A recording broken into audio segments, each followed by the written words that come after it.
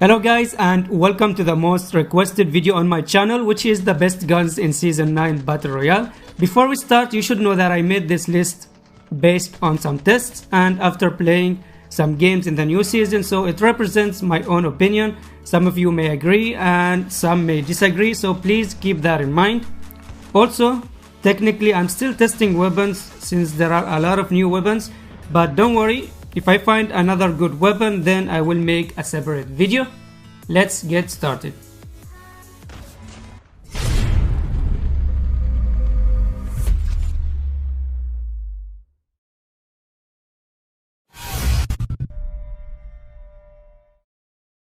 In number 6 we have the M4. This gun wasn't really affected much by this update except for the recoil, which got a small nerf. Honestly, this gun has a bit of everything: average recoil, average damage, average range, but there isn't really something that makes it special. At 10 meters range, the M4 kills an enemy with a level 3 vest and 150 HP in this type, which isn't the best among assault rifles. I haven't made a build for the M4 since I don't use it. I didn't want to waste XP cards, but I would go for a recoil enhancement build starting with the barrel. I'll choose the OWC Marksman. Another good barrel for the recoil would be the OWC Ranger, and the difference between the two that the Marksman would give you more accuracy but less movement speed, so it's really up to you, but honestly both are good. Next I have the Optic, which is my favorite scope of all time, the Red Dot.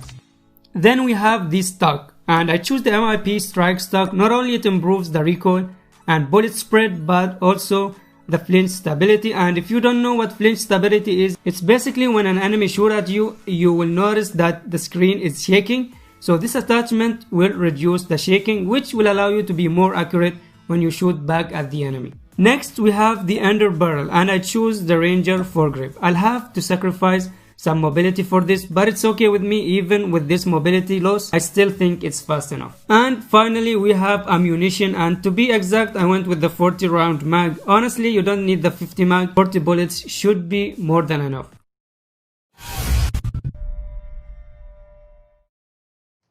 In number 5 we have the AK-117, the most hated weapon by the developers as they keep nerfing it almost every single update, but this update was the biggest hit with the huge hipfire nerf, and it became one of the worst hipfire guns. But even with the nerf, I still use this gun a lot, mainly for the fast fire rate and the low recoil at mid-range, and these are two deadly combos as it makes it easier for you to aim and track at moving targets while hitting them. At 10 meters range, the AK-117 kills an enemy with level 3 vest and 150 HP in this time, which I believe is faster than the last season. As for the AK-117 build, it's exactly the same as the M4 build I showed except for one attachment. So instead of the stock, I decided to go with a laser attachment, and I chose the OWC Laser Tactical. Now the reason for that is I find the AK-117 easy to control, so I sacrificed a recoil attachment for an ADS speed attachment that will allow me to open the scope and aim faster than my enemies. This may not sound a big deal to you, but trust me, even though it's a split second difference, you can fire 5 bullets or more while your enemy still haven't finished opening his scope, which can give you head start and advantage.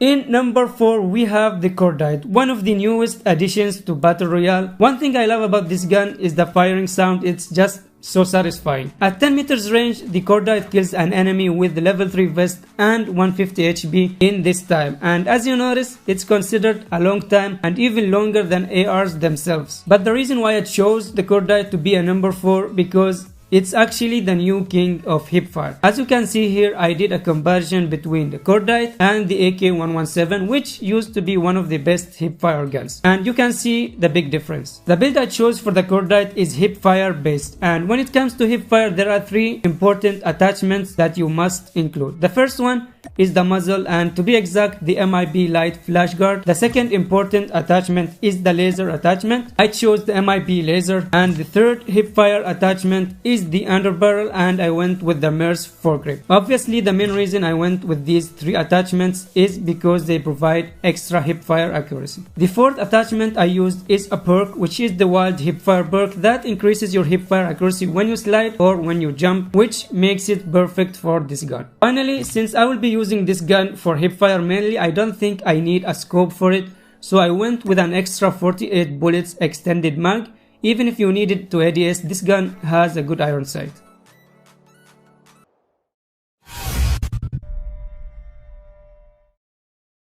In number 3 we have my favorite close range gun these days, which is the HS-0405 shotgun. It can also be considered as a hipfire gun. The difference between this and the cordite is that the shotgun actually needs more accuracy and more skill in general, because if you miss, you die. It's simple as that. As for the cordite, you have 48 bullets, so it won't really matter much if you miss. Since it's a shotgun, I decided to test it at 5 meters range, because that's the range you try to be at when you fight an enemy, and this gun can one-shot kill an enemy with a level 3 vest and 150 HP. Just make sure you always aim at the chest and the head area.